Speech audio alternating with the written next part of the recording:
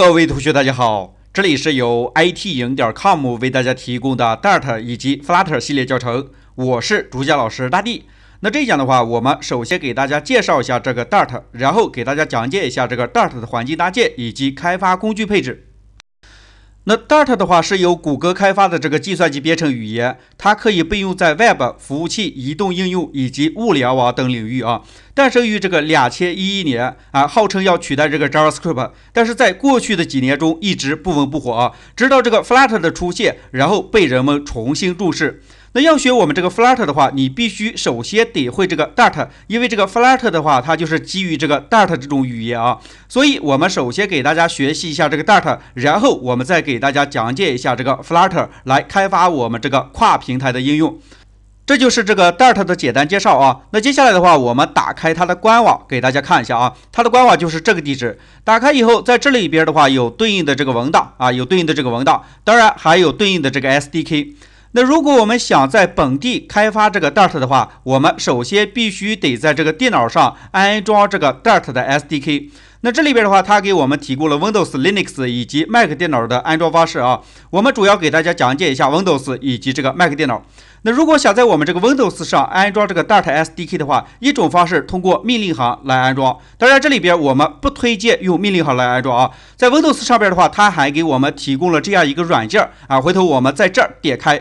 以后，然后接下来我们就可以下载这个 Dart 的 SDK 啊。这里边的话，下载以后它就是个软件。那我们通过软件的方式来安装这个 Dart 的 SDK 就非常简单了啊。那这里边你可以下载它，也可以下载它。这个的话是一个稳定版本，这是一个最新的版本啊。那这里边如果你是正式项目的话，就用它。当然，如果你开发阶段的话，你用两个任意一个都可以啊。那在我们这个 Windows 上下载完成就是这样一个包啊，这样一个软件。然后接下来的话，我们要安装这个 SDK 的话，你就双击，然后点击运行，然后接下来同意，然后下一步进行一个安装啊。当然，在安装的时候啊，到这一步的时候，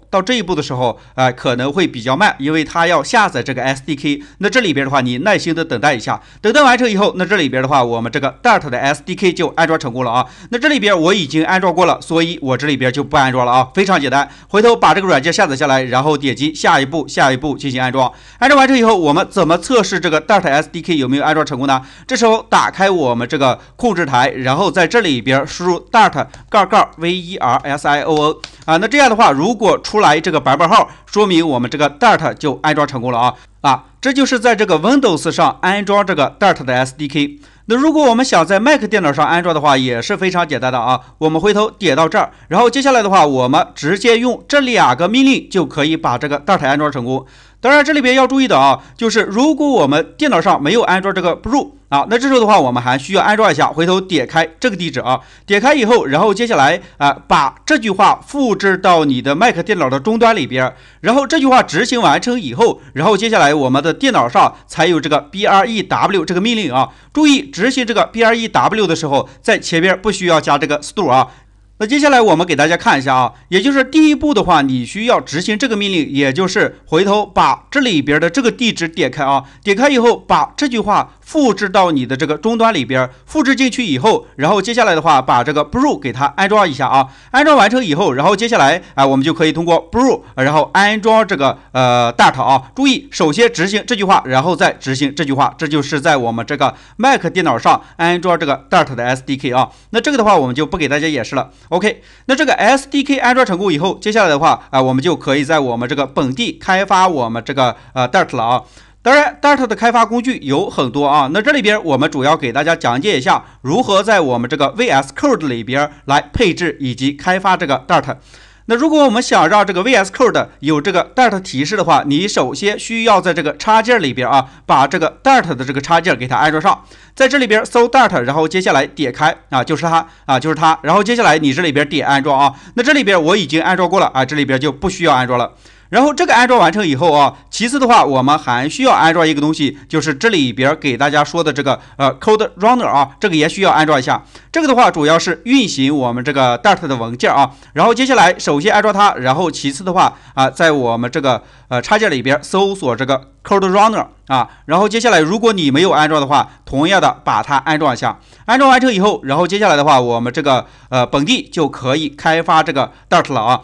接下来我们新建一个文件给大家演示一下啊。那在我们这个 Dart 语言中啊，这个后缀名的话是以 DART 来结尾的啊。PHP 中是以.php 结尾 ，JavaScript 是以.js 来结尾 ，TypeScript 里边是以.ts 来结尾。那我们这个 Dart 里边是以.dart 来结尾的啊。然后接下来的话，我们就可以在这里边写我们这个 Dart 的代码了。那我们这个 Dart 啊，要执行的东西都需要放在这个入口的这个方法里边啊，所以我们首先写这样一个方法，然后在这里边的话，我们可以打印出一些东西。那这里边打印的话，通过这个 print 来打印，然后这里边写个你好啊 DART。然后接下来要注意，我们一句话执行完成以后，要在后边写一个分号，然后保存一下。保存完成以后，然后接下来我们在我们这个 VS Code 里边就可以通过右键 Run Code 来执行我们这个 Dart 啊。然后接下来你看一下，这里边是不是输出一句你好这个 Dart？ 那这时候的话，说明我们这个 SDK 啊以及我们这个 VS Code 的这个配置就搞定了啊。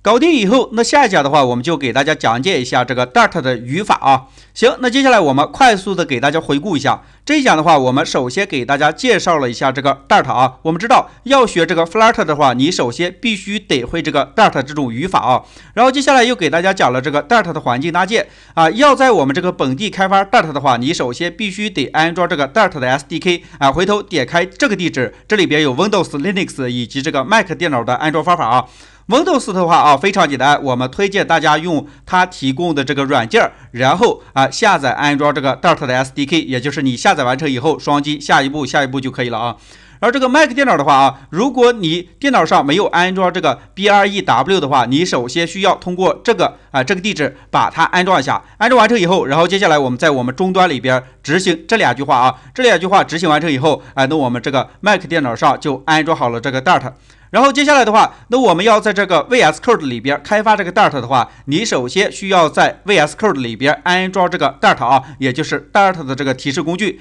然后接下来我们还需要安装一个叫 Code Runner 啊，这个的话主要是运行我们这个 Dart 的这个代码的啊。这就是我们这一讲给大家讲的东西。那这一讲我们就先讲到这儿。